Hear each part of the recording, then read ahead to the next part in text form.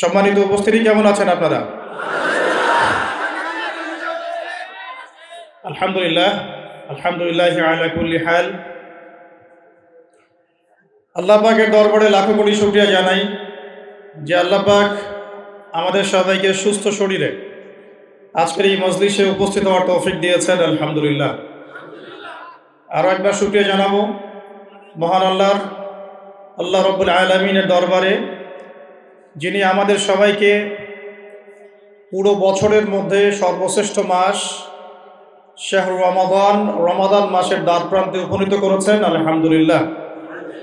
আমরা আল্লাহর কাছে দোয়া করি আল্লাহ পাক আমাদের সবাইকে সুস্থ শরীরে আসন্ন রমাদানের সবগুলো সম রাখার তৌফিক দান করুন এবং রমাদান মাসের হক আদায় করার তৌফিক দান করুন। আমাদের আজকের আলোচ্য বিষয় ইফেক্টিভ রমাদান। কিভাবে আমরা আমাদের রমাদানটাকে সবচেয়ে ইফেক্টিভলি ইউটিলাইজ করতে পারি, এটাই আমাদের আজকের আলোচ্য বিষয়। আল্লাহ রাব্বুল আলামিন আমাদের সবাইকে আলোচনা শুনে বুঝে আমল করার তৌফিক দান করুন। আমি আজকে মূলত আপনাদের সাথে 10টা পয়েন্ট শেয়ার করতে চাই। এই 10টা পয়েন্টের দিকে যদি আমরা একটু খেয়াল রাখি, ইনশাআল্লাহু তাআলা আমরা আশা করি যে এই রমাদানে আমরা আল্লাহ রাব্বুল আলামিনের সন্তুষ্টি এবং রেজামন্দি হাসিল করতে পারবো ইনশাআল্লাহু তাআলা। আজকে আপনাদের সাথে আমি 10টা পয়েন্ট শেয়ার করতে চাই, যে 10টা পয়েন্টের উপরে যদি আমরা নজর রাখি ইনশাআল্লাহু তাআলা আশা করা যায় যে আমরা আমাদের রমাদান মাসটাকে সবচেয়ে সেরাভাবে উপভোগ করতে পারবো ইনশাআল্লাহু তাআলা। সর্বপ্রথম একটা হাদিস আমি আপনাদেরকে স্মরণ করাতে চাই। হাদিসটা বিশুদ্ধ সনদে অনেক কিতাবে এসেছে। নবী করিম সাল্লাল্লাহু আলাইহি ওয়াসাল্লাম একদিন মিম্বরের উপরে উঠলেন। প্রথম সিঁড়িতে উঠে তিনি বললেন আমিন, দ্বিতীয় সিঁড়িতে উঠে বললেন আমিন, এবং তৃতীয় সিঁড়িতে উঠে বললেন আমিন। সাহাবায়ে কেরাম জিজ্ঞাসা করলেন যে আপনি আমিন কেন বললেন প্রত্যেক সিঁড়িতে? নবী করিম সাল্লাল্লাহু আলাইহি ওয়াসাল্লাম বলছেন, যখন আমি প্রথম সিঁড়িতে ছিলাম তখন জিবরাইল আলাইহিস সালাম এসেছিলেন এবং আমাকে বলেছেন, ধ্বংস হোক সেই ব্যক্তি, ধ্বংস হয়ে যাক সেই ব্যক্তি, যে ব্যক্তি তার বৃদ্ধ পিতামাতাকে পেয়েছে কিন্তু তাদের সেবা যত্ন করে জান্নাত লাভ করতে পারে নাই। নবীজি বলেছেন আমিন। অর্থাৎ শিখলাম যাদের ঘরে পিতামাতা আছে, পিতামাতা দুজনে আছেন বা দুজনের একজন আছেন, তাদের খেদমত করে যদি আমরা জান্নাত অর্জন করতে ব্যর্থ হই তাহলে আমাদের জন্য ধ্বংস। আমরা কি এটা চাবো? আল্লাহ পাক আমাদের সবাইকে পিতামাতার হক আদায় করার তৌফিক দান করুন। দ্বিতীয় সিঁড়িতে নবী সাল্লাল্লাহু আলাইহি ওয়াসাল্লাম, তখন জিবরাইল আলাইহিস সালাম বলেছিলেন, ধ্বংস হোক সেই ব্যক্তি, যে ব্যক্তি রমাদান মাসকে পেয়েছে, যে ব্যক্তি রমাদান মাসকে পেয়েছে কিন্তু রমাদান মাসকে পেয়েও ইবাদত বন্দেগীর মধ্য দিয়ে তার গুনাহগুলোকে মাফ করাতে পারলো না, সেই ব্যক্তি ধ্বংস হয়ে যায়। বলি নাউজুবিল্লাহ। আমরা কি এটা চাই? আচ্ছা, আমরা এদিকে পরে আসছি। তৃতীয় সিঁড়িতে নবী সাল্লাল্লাহু আলাইহি ওয়াসাল্লাম, জিবরাইল আলাইহিস সালাম বললেন, ধ্বংস হোক সেই ব্যক্তি, যে ব্যক্তি উপস্থিত আছে তার সামনে নবী সাল্লাল্লাহু আলাইহি ওয়াসাল্লামের নাম উচ্চারিত হয়েছে কিন্তু তার নাম শুনেও সে দরুদ পড়ে নাই, সাল্লাল্লাহু আলাইহি ওয়াসাল্লাম বলে নাই। আমরা দেখলাম দরুদ পড়ার সময় অনেকেই চুপ করেছিলেন। যে ব্যক্তির সামনে নবী সাল্লাল্লাহু আলাইহি ওয়াসাল্লামের নাম উচ্চারিত হয়েছে এরপরেও সে নাম শুনে দরুদ পড়ে নাই, নবীজি বলছেন তার জন্য ধ্বংস। বলি নাউজুবিল্লাহ। এর বিপরীতে অনেক হাদিস আছে, যদি আপনি একবার নবীর প্রতি দরুদ পড়েন আপনার প্রতি 10 বার রহম করা হবে ইনশাআল্লাহ। আল্লাহ পাক 10টা গুনাহ মাফ করে দিবেন, আল্লাহ পাক 10টা নেকি লিখে দিবেন এবং আপনার মর্যাদার স্তর আল্লাহ 10 গুণ বাড়িয়ে দিবেন। অতএব যদি কেউ টেনশন ফ্রি লাইফ লিড করতে চান তাহলে বেশি বেশি দরুদ পড়বেন, বলবেন সাল্লাল্লাহু আলাইহি ওয়াসাল্লাম, অথবা দরুদ ইব্রাহিম যেটা আমরা পড়লাম, অথবা আল্লাহুম্মা সাল্লি আলা মুহাম্মদ ওয়া সাল্লিম, অথবা আল্লাহুম্মা সাল্লি ওয়া সাল্লিম আলা নবিয়িনা মুহাম্মদ। বিশুদ্ধ দরুদগুলো পড়বেন, আল্লাহ পাক তৌফিক দান করুন। এখানে একটা বিষয় লক্ষণীয়, নবীর নাম শুনে দরুদ না পড়লেই যদি অভিশাপ পেতে হয়, নবীর নাম শুনেছি দরুদ পড়ি নাই, একটা আমল ছুটে গেল, এর ফলশ্রুতিতেই যদি নবীর অভিশাপ পেতে হয়, তাহলে আমরা সারা জীবনে যারা নবী সাল্লাল্লাহু আলাইহি ওয়াসাল্লামের সুন্নতের খেলাফ চলছি, আমাদের কি হবে সেটা ভাবার দরকার আছে কি নাই? কথা কি বুঝতে পারছেন? এই যে আমরা সারা জীবনে উঠতে বসতে চলতে ফিরতে, চেহারা সুরত, পোশাক আশাক, রুচিতে, অভ্যাসে, পছন্দে, সংস্কৃতিতে, অর্থনীতিতে, ইভেন পলিটিক্সেও আমরা যে নবী সাল্লাল্লাহু আলাইহি ওয়াসাল্লামের সুন্নতের খেলাফ চলছি, তো আমাদের জন্য কি নবী সাল্লাল্লাহু আলাইহি ওয়াসাল্লাম সুপারিশ করবেন, খুশি হবেন? একবার নবীর নাম শুনে দরুদ না পড়লেই নবীজি বলছেন তার জন্য ধ্বংস। তার জন্য কি? আর সারা জীবন যারা নবীর সুন্নতের খেলাফ চলছে তাদের কি হবে বলার অপেক্ষা আছে? তাহলে যুবক ভাইদের কাছ থেকে ওয়াদা নিতে পারি, সবার আগে নিজের পোশাকটা চেঞ্জ করবো ইনশাআল্লাহ, খ্রিস্টানদের সংস্কৃতি বাদ দিব ইনশাআল্লাহ, চেহারার মধ্যে পুরুষত্বের পরিচয় থাকবে তো ইনশাআল্লাহ। ওই যে শেষ জামানায় একটা হাদিস আছে, ছেলেরা মেয়ে হবে, মেয়েরা ছেলে হবে, ছেলেরা মেয়েদের পোশাক পরবে, মেয়েরা ছেলেদের পোশাক পরবে। ছেলে মানুষের দাড়ি ছিল না এমনটা ইতিহাসই ছিল না। ইতিহাস ঘেটে দেখবেন, অন্যান্য ধর্মগ্রন্থগুলো ঘেটে দেখবেন, এখন পর্যন্ত পৃথিবীতে যে অন্যান্য রিলিজিয়নগুলো আছে তাদের রিলিজিয়নগুলোর মধ্যেও দাড়ি ছেড়ে দেওয়ার একটা পরম্পরা কিন্তু আছে না? ইহুদিদের দাড়ি নাই, বুদ্ধিস্ট দাড়ি নাই, কোনো কোনো ক্ষেত্রে খ্রিস্টানদেরও দাড়ি আছে। আর খ্রিস্টান মানে কোন খ্রিস্টান? যারা 3 খোদায় বিশ্বাস করে, এরা তো প্রকৃত খ্রিস্টান নয়। প্রকৃত খ্রিস্টান কারা? বাদশাহ নাজাশির মতো মানুষ। এই ব্যক্তি আবার কে? বাদশাহ নাজাশি সেই ব্যক্তি যেখানে সাহাবায়ে কেরাম রাদিয়াল্লাহু তাআলা আনহুম আজমাইন মক্কার সেই জুলুম নির্যাতন থেকে পরিত্রাণের আশায় নবী করিম সাল্লাল্লাহু আলাইহি ওয়াসাল্লামের আদেশে আবিসিনিয়ায় হিজরত করেছিলেন। কোন জায়গায়? আবিসিনিয়া হচ্ছে এখনকার ইরিত্রিয়া বা ইথিওপিয়া, এই জায়গাটাকে বলা হয় মূলত আবিসিনিয়া। তো এই জায়গায় বাদশাহ নাজাশি নামে একজন খ্রিস্টান শাসক থাকতেন, যিনি অত্যন্ত ভালো মানুষ ছিলেন। কেমন মানুষ ছিলেন? যার রাজ্যে কেউ জুলুমের শিকার হতো না। একজন খ্রিস্টান, তার রাজ্যে কেউ জুলুমের শিকার হতো না। আর এখন মুসলিমদের রাজ্যে ঘরে ঘরে, মানে শিকরে শিকরে, শিরায় শিরায় জুলুম আর নির্যাতন চলছে কি না? তো জুলুম কাউকে ছাড়বে না, ছাড়বে? জুলুম কাউকে ছাড়বে না। যদি পৃথিবীতে কেউ কারো প্রতি 1 জাররা পরিমাণ জুলুম করে থাকে, কাল কিয়ামতের মাঠে অবশ্যই তার হিসেব দিতে হবে। দুনিয়াতে বিচার হোক না হোক, দুনিয়ার মানুষ জানুক আর না জানুক, দুনিয়ায় সেটা স্পষ্ট হোক আর না হোক, আল্লাহ রাব্বুল আলামিনের কাছে সবকিছুই রক্ষিত আছে। আল্লাহ আমাদেরকে জুলুম থেকে বেঁচে থাকার তৌফিক দান করুন। আমরা বলি রব্বানা যালামনা আনফুসানা ওয়া ইল্লাম তাগফির লানা ওয়া তারহামনা লানাকুনান্না মিনাল খাসিরিন। আমিন। প্রিয় ভাইরা, যেটা বলছিলাম, যুবক ভাইদের কাছ থেকে ওয়াদা নিচ্ছিলাম, দাড়ি রাখা যাবে তো ইনশাআল্লাহ? আজকের লেকচার যারা শুনছেন, ইয়াং জেনারেশনের ছেলেরা আছেন, দাড়ি ছেড়ে দিবেন, ওয়াদা করছেন তো ইনশাআল্লাহ? আচ্ছা, ওয়াদাও নিব মাঝে মাঝে কিছু কিছু। একটা ওয়াদা করলেন, নিজের গেট আপ চেঞ্জ করবেন। একটা হলো নিজের চেহারা চেঞ্জ করবেন। 3 নাম্বার, নিজের বিশ্বাসের জগৎটা পরিবর্তন করবেন। কোন জগৎ? বিশ্বাসের জগৎ। আপনার জীবনের উদ্দেশ্য কি বলেন? আপনাদের জীবনের উদ্দেশ্য কি? আমাদের ইয়াং জেনারেশনের জীবনের উদ্দেশ্য হয়ে গেছে এখন একটা সার্টিফিকেট, একটা জব, একটা কেরিয়ার, একটা সরকারি চাকরি, একটা ব্যবসা, একজন সুন্দরী নারী। হ্যাঁ, আমি কিন্তু ওই যে প্রেম বিশেষজ্ঞ হুজুর না, এগুলোতে আমি কিন্তু মজা পাই না। সে মজা পায় হয়তো, তো আমি কিন্তু এই জিনিসগুলোতে মজা পাই না।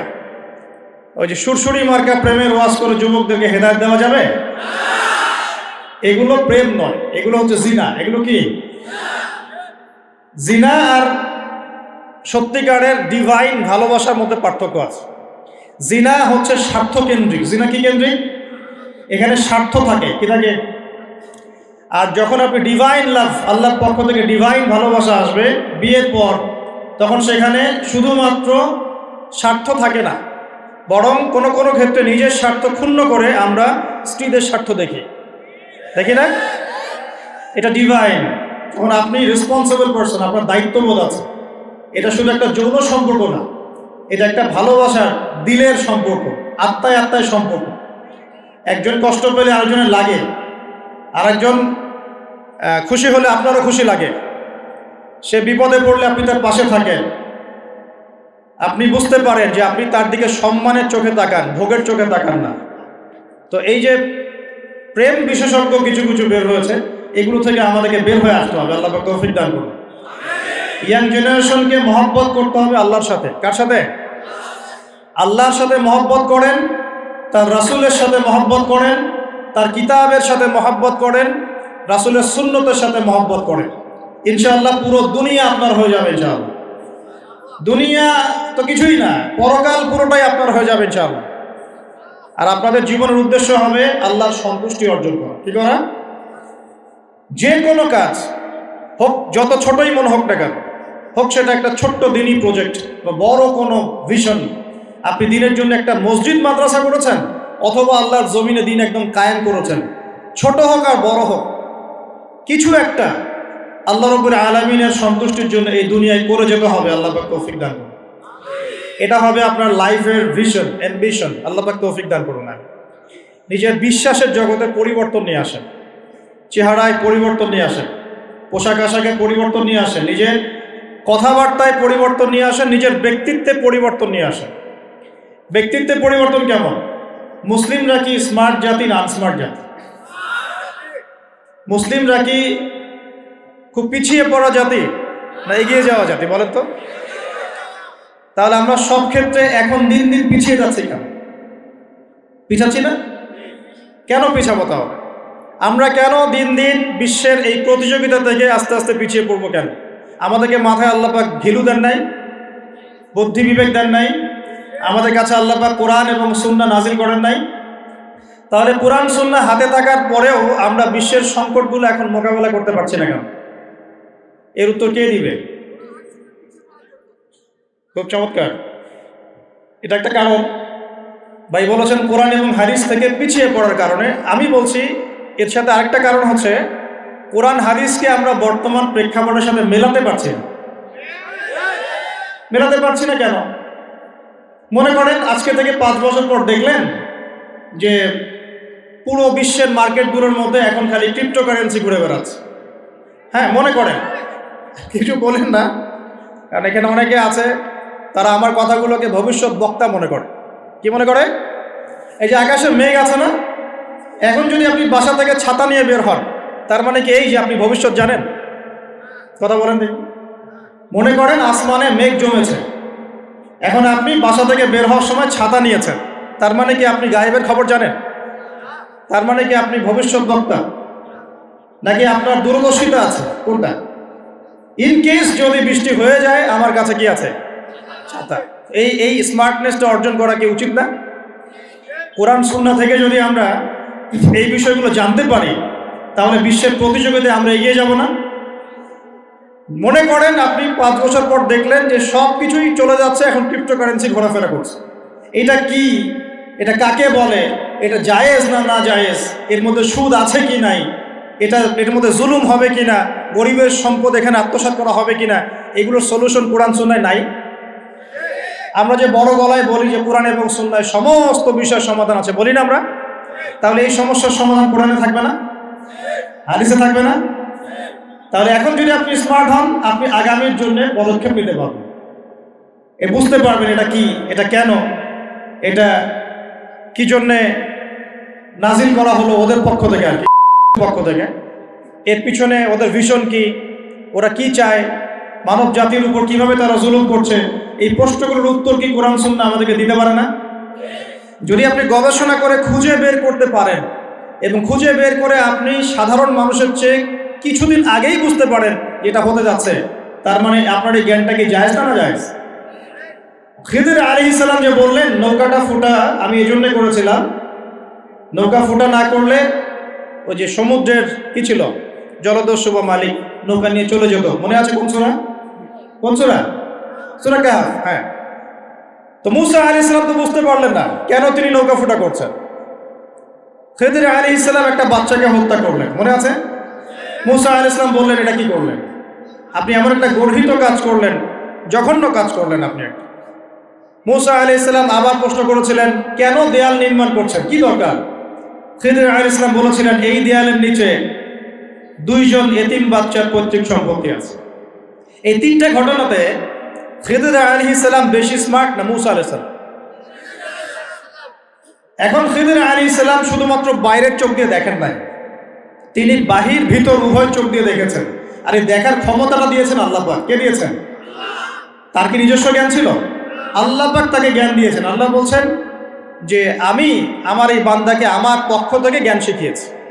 ওয়াল্লামনাহু মিন লাদুন্না ইলমা। আল্লাহ বলছেন আমি আমার পক্ষ থেকে আমার এই বান্দাকে জ্ঞান শিখিয়েছি।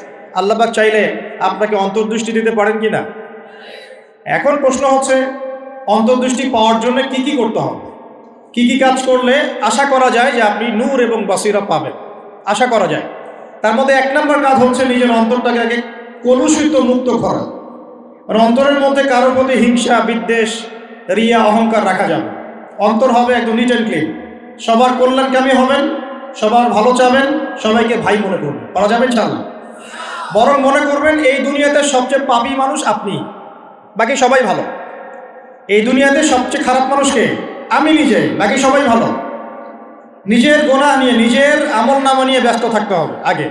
অন্যের পিছনে আঙ্গুল দেওয়া বন্ধ করতে হবে। পারা যাবে ইনশাআল্লাহ? 2 নম্বর, বেশি থেকে বেশি নামাজের সাথে নফল নামাজ, স্পেশালি তাহাজ্জুদ। এই সময় আল্লাহর পক্ষ থেকে কিন্তু আল্লাহর রহমত নেমে আসে। এই সময় যারা জাগতে পারে, যারা আলো জেলে রাত জাগতে পারে, তারা অন্যের কলবে আলো জ্বলার কাজ করবে ইনশাআল্লাহ। কথা কি ভারী মনে হচ্ছে? না, বলছি যে জাগতে হবে রাত, আলো জেলে রেখে উৎসবের উৎসাহে। একটা কথা আছে না, ওই যে আমাদের সেকুলার যে কমিউনিটিগুলো আছে, ওদের সাংস্কৃতিক ডিপার্টমেন্টে এই কথাগুলো আলোচিত হয়। তারা বলে যে রাত জাগতে হবে উৎসবের উৎসাহে। আমরাও ইনশাআল্লাহ কোরআন এবং সুন্নাহ নিয়ে রাত জাগবো ইনশাআল্লাহ। পারবো তো ইনশাআল্লাহ? 3 নম্বর, দান সদকা বেশি বেশি করবেন। দান সদকা করবেন তো ইনশাআল্লাহ? 4 নম্বর, জিকির, আল্লাহ পাকের জিকির বাড়াতে হবে। কি করতে হবে? আল্লাহর জিকির 24 ঘন্টা চলতে থাকবে। অহেতুক কথা এবং কাজ বন্ধ করবে। অহেতুক কথা, কাজ বন্ধ। এই যে আমরা এখন অনলাইনের যুগে প্রচুর অহেতুক কথার কাজ করি, যে কথায় কোনো কাজ নাই, যে মানে কাজেও কোনো কাজ নাই, সেগুলো করতে থাকি আমরা। আল্লাহ পাক আমাদেরকে অহেতুক কথা এবং কাজ থেকে হেফাজত করুন বলি আমি। আত্মশুদ্ধি, বলছি ভাই, আত্মশুদ্ধি অর্জন করা, আল্লাহর নূর পাওয়ার জন্য আমাকে আপনাকে প্রথমে নিজের মনটাকে পবিত্র করতে হবে। 1। 2, আমাদেরকে সলাতের পাশাপাশি নফল সলাত বাড়াতে হবে। 3 নম্বর, দান সাদাকা বাড়াবেন বেশি বেশি। 4 নম্বর, আল্লাহ পাকের জিকির বাড়িয়ে দেন। আল্লাহ পাক তৌফিক দান করুন। 5 নম্বর, কোরআন তেলাওয়াত করতে হবে প্রত্যেক দিন। প্রতিদিন কমপক্ষে 1 ঘন্টা করে কোরআন তেলাওয়াত করতে হবে। রাজি আছেন ইনশাআল্লাহ? রাজি আছেন? কোরআন তেলাওয়াত করতে পারেন না কারা কারা? হাত তোলেন দেখে একটু। লজ্জার কিছু নাই, কোরআন তেলাওয়াত করতে। সুবহানাল্লাহ। আপনারা পারেন না? আচ্ছা, হাত নামান। হ্যাঁ, বলছি। যারা কোরআন তেলাওয়াত করতে পারেন না, আমি 2টো অপশন বলি। 1, স্থানীয় কোনো মাদ্রাসায় গিয়ে উলামায়ে কেরামের কাছে বসে বসে কোরআন তেলাওয়াত শিখবেন এই রমজান মাসে। রাজি আছেন? এই রমজান মাসে শিখতে হবে। রাজি আছেন? আরেকটা অপশন, অনলাইনে কোরআন শিক্ষার অনেক কোর্স চালু হয়েছে, বিভিন্ন একাডেমি কোরআন শিক্ষার কোর্স করাচ্ছে। যেটা আপনার ভালো লাগে সেখানে ভর্তি হয়ে এই রমজান মাসে কোরআন শিখবেন ইনশাআল্লাহ। রাজি আছেন? পারবেন তো ইনশাআল্লাহ? এই রমজান মাস হবে কোরআনময় মাস। কোরআনকে কেন্দ্র করে রমজান মাসটা অতিবাহিত করবেন। আল্লাহ পাক তৌফিক এনায়েত করুন। আত্মশুদ্ধি অর্জনের কয়টা মাধ্যম বলেছি? 1 নম্বর বলেন, কি বলেছে? 1 নম্বর কি? মনের মধ্যে সমস্ত খারাপ রিপুগুলো দূর করতে হবে। পারা যাবে ইনশাআল্লাহ? 2 নম্বর বলেছি ফরজ নামাজের পাশাপাশি বেশি বেশি নফল সালাত। 3 নম্বর দান সাদাকা করবেন, এর পাশাপাশি বলছি এতিমের মাথায় হাত বুলাবেন, এতিমের মাথায় হাত বুলাবেন, আত্মীয়তার সম্পর্ক বজায় রাখবেন। কার সন্তুষ্টির জন্য করবেন? আল্লাহ। কারো কাছে কিছু পাওয়ার আশায় করবেন না। আপনি যত বেশি এরকম সামাজিক কাজ করবেন, আল্লাহর রহমত নেমে আসবেন ইনশাআল্লাহ। 4 নাম্বার, আল্লাহর জিকির বাড়াবেন বেশি বেশি। জিকির করার জন্য আমি একটা বই সাজেস্ট করি, বইটার নাম হলো হিসনুল মুসলিম। বইটা দেখেছেন? নাম শুনেছেন? হিসনুল মুসলিম বইটা সবাই কিনবেন। এই বইটা মুখস্থ করে ফেলা চাই, পারা যাবে ইনশাআল্লাহ। এই পকেট সাইজ পাওয়া যায়, এই পকেটে রেখে দিবেন। প্রত্যেক নামাজের পরে এখান থেকে দোয়া কালামগুলো পড়বেন, পড়তে পড়তে মুখস্থ হয়ে যাবে ইনশাআল্লাহ। এগুলোর অ্যাপস আছে, প্লে স্টোরে ঢোকেন, দেখবেন এখানে হিসনুল মুসলিম অ্যাপস আছে, নামিয়ে নেন। যেখানেই যাবেন এখান থেকে দোয়াগুলো পড়বেন, পারবেন তো ইনশাআল্লাহ। 5 নম্বর হচ্ছে কোরআন তেলাওয়াত বেশি বেশি করা। এই কাজগুলো করতে থাকেন, ইনশাআল্লাহ তাআলা আপনিও খিদর আলাইহিস সালামের মতো অন্তর্দৃষ্টি লাভ করতে পারবেন ইনশাআল্লাহ। সাথে আরেকটা কাজ বলুন, এটা খুব বেশি ইম্পর্টেন্ট, সেটা হলো আল্লাহওয়ালা মানুষদের সাথে থাকা, দুনিয়াদার মানুষদের সঙ্গ ত্যাগ করা। আমার কথা কি বুঝতে পারছেন? আল্লাহওয়ালা মানুষের সাথে থাকবেন, দুনিয়াদার মানুষকে এড়িয়ে চলবেন। দুনিয়াদার মানুষ কি বোঝেন? যে মানুষের চাল চলন, কথাবার্তা, ওঠা বসা সবকিছুই দুনিয়া কেন্দ্রিক, মানে এখানে আপনি দুনিয়া ছাড়া কিচ্ছু পাবেন। দুনিয়াদারদের সাথে মিশবেন কিভাবে? প্রয়োজন, যতটুকু প্রয়োজন এতটুকু, শেষ। এটা আপনার আত্মার খোরাক দিবে কারা? পরকালের খোরাক দিবে কারা? আল্লাহওয়ালা মানুষরা। আল্লাহওয়ালা মানুষদের সাথে থাকবেন, চলবেন, ইনশাআল্লাহ তাআলা আত্মশুদ্ধি অর্জন করা সহজ হবে ইনশাআল্লাহ। দেখেন সাহাবায়ে কেরাম রাদিয়াল্লাহু আনহুম আজমাইন কিন্তু কিতাব পড়ে পড়ে ইসলাম শেখেন নাই, তারা নবী সাল্লাল্লাহু আলাইহি ওয়াসাল্লামকে দেখে শিখেছে। কথা বুঝতে পারছেন? নবীজিকে দেখে শিখেছে। আমরা তো নবীকে দেখি না, দেখি? আমাদের কাছে কিতাব আছে। এখন নবীর যারা ওয়ারিস তারা কারা বলেন? ওলামায়ে কেরাম। আচ্ছা, ওলামায়ে কেরামদের কাছে কি যাওয়া হয়? মাঝে মাঝে দেখা সাক্ষাৎ করেন, তাদের সাথে বসবেন, দেখা সাক্ষাৎ করবেন, তাদের ওয়াজ মাহফিলে যাবেন, তাদের মজলিসে বসবেন, তাদেরকে দেখে তাদের কথা শুনে আত্মশুদ্ধি অর্জন হবে ইনশাআল্লাহ। আর যদি পারেন আলেম ওলামাদের খেদমত করবেন। কি করবেন? আনাস রাদিয়াল্লাহু আনহুর কথা মনে আছে? নবী সাল্লাল্লাহু আলাইহি ওয়াসাল্লামের খেদমত করেছেন প্রায় 12 বছর। কত বছর? এবং তিনি যে বিষয়গুলো শিখেছেন নবীর কাছে, এগুলো কিন্তু অন্যান্য অনেক সাহাবীর রিওয়ায়াত থেকে আপনি পাবেন না। আবু হুরায়রা রাদিয়াল্লাহু আনহু নাম শুনেছেন? তিনি ইসলাম কবুল করার পরে নবী সাল্লাল্লাহু আলাইহি ওয়াসাল্লামের কাছে এক আঠার মতো লেগে থাকতেন। মানে নবী কি করেন না করেন, কি বলেন না বলেন, সব তিনি নোট আউট করতেন মাথায়, মেমোরিতে। তখন তো লিখতেন না, কি করতেন? মুখস্থ করতেন। একদিন বলছেন, ইয়া রাসূলুল্লাহ সাল্লাল্লাহু আলাইহি ওয়াসাল্লাম, আমি অনেক শুনি হাদিস কিন্তু আমি ভুলে যাই। আমি হাদিস শুনি কিন্তু ভুলে যাচ্ছি, কি করবো হে আল্লাহর নবী? নবীজি তার চাদরটাকে নিলেন। কি নিলেন? কি জানি একটা পরে নবী সাল্লাল্লাহু আলাইহি ওয়াসাল্লাম এভাবে হাতে নিয়ে তার চাদরে ঢেলে দিলেন, দিয়ে চাদরটা পরিয়ে দিলেন। আবু হুরায়রা রাদিয়াল্লাহু আনহু বলছেন, এরপরে আমি কোনোদিনও হাদিস ভুলে যাই নাই। এই জিনিসটাকে কি আপনি বিজ্ঞান দিয়ে ব্যাখ্যা করতে পারবেন? বলেন তো, কোন যুক্তি, দর্শন, বিজ্ঞান দিয়ে এই নবী সাল্লাল্লাহু আলাইহি ওয়াসাল্লাম যা দিলেন, আল্লাহ পাকের পক্ষ থেকে যা দিলেন, এটা কি বিজ্ঞান দিয়ে ব্যাখ্যা করতে পারবেন? যুক্তি দিয়ে ব্যাখ্যা করতে পারবেন? তাহলে আমি যে বলি যে বর্তমান শিক্ষা সেক্টরে একটা শিরক চলছে। কি চলছে? আমরা তো কবর পূজা, মাজার পূজা শিরক বুঝি না, কিন্তু আল্লাহ পাকের হালালকে হারাম করাও যে শিরক, আল্লাহর হারামকে হালাল করে নেওয়াও যে একটা কুফরি, এটা বুঝতে চাই না, তাই না ভাই? মদ হালাল না হারাম? তা আমরা যে মাশাআল্লাহ হালাল মনে করে খাওয়া শুরু করেছি, কি হচ্ছে এটা? বর্ডার অঞ্চলে এগুলো বেশি হচ্ছে না? আপনারাই তো সাক্ষী। সুদ হালাল না হারাম? তা আমরা যে ফরজ করে নিয়েছি, এখন সবার ঘরে ঘরে সুদ, তো এখন এটা কি আল্লাহ পাকের হালালকে হারাম করা হচ্ছে না? আচ্ছা, আমরা অনেক কিছুই বুঝি। এই যে হাতে আংটি পড়েছে শিরক হয়ে যায়, যদি এই নিয়াতে পড়ি যে রোগ ভালো হবে, এগুলো তো বুঝি। কিন্তু পুরো বিশ্ব জুড়ে অর্থনৈতিক ক্ষেত্রে যে একটা 9-6 আমরা বলি কাবজাত চলছে, এটা আমরা বুঝি না। এগুলো বুঝিও না, এগুলোর ব্যাখ্যাও করতে পারি না। কেউ ব্যাখ্যা করলে তার সমালোচনা করে ধুয়ে রেখে দিয়ে এইগুলোতে আমরা মাশাআল্লাহ ওস্তাদ। তো আমি রিকোয়েস্ট করবো যে ইকোনমিক্স নিয়ে আগে পড়াশোনা করে, ওয়ার্ল্ড অ্যাফেয়ার্সগুলো পড়াশোনা করে। আচ্ছা, আমাকে একটা কথা বল, আমি খুব ভালো মুসল্লি, নামাজ পড়ি, মাশাআল্লাহ, রোজা রাখি, যাকাত দিই, সাথে বন্ধুত্ব করেছি, আমি কত বড় মুসলিম বলেন? আমি খুব বড় মুসলিম। আমি নামাজ, রোজা, হজ, যাকাত সব করি। একদম আপনার ঘরে ঘরে মসজিদ বানিয়ে দিচ্ছি। মনে করেন আমার কথা বলছি, মনে করেন আমি নিজের কথা বলছি। মনে করেন এক্সট্রা আমি নামাজ, রোজা, হজ, যাকাতে 100 মাশাআল্লাহ, দান সৎকার করছি মাশাআল্লাহ, কিন্তু আমি ইহুদিদের সাথে বন্ধুত্ব করেছি। তাহলে আমাকে আপনি কি বলবেন? কি বলবেন? হ্যাঁ, এইটা তো বোঝেন না। তাহলে মনে করেন আমি এমন কোন শক্তির সাথে বন্ধুত্ব করেছি পুরো বৈশ্বিক প্রেক্ষাপটে, যারা মুসলিমদেরকে সারা বিশ্বে হত্যা করছে। তাহলে আপনি কি আমাকে ভালো মুসলিম বলবেন? তাহলে আপনি আমাকে আমিরুল মুমিনিন বলবেন? এতটুকু বোঝার জন্য আপনার কি মুফতি হওয়ার দরকার আছে? এই আয়াতটা শোনেন, আল্লাহ পাক কি বলেছেন? ইয়া আইয়ুহাল্লাযীনা আমানু লা তাত্তাখিযুল ইয়াহুদা ওয়ান নাসারা আউলিয়া বা'দুহুম আউলিয়াউ বা'দ ওয়া মান ইয়াতাওয়াল্লাহুম মিনকুম ফাইন্নাহু মিনহুম ইন্নাল্লাহা লা ইয়াহদিল কওমাজ যালিমিন। আল্লাহই তো বলেছেন এরা জালেম। এরা কে? শুধু এককেন্দ্রিক সঠিক বুঝলেই হবে না, পুরো বৈশ্বিক প্রেক্ষাপটটা মিলিয়ে নিয়ে, ওয়ার্ল্ড অ্যাফেয়ার্স, ইকোনমিক্স সবকিছু মিলিয়ে আপনাকে সঠিক বুঝতে হবে। আল্লাহ পাক তৌফিক দান করুন। কথিত হকপন্থী আর প্রকৃত হকপন্থীর মধ্যে পার্থক্য আছে। কি বুঝলেন? কথিত হকপন্থী আর প্রকৃত হকপন্থীর মধ্যে পার্থক্য আছে। আমরাও হকপন্থী হয়ে বসে আছি, আমাদের ঘরে হাদিয়া তোফা আসছে।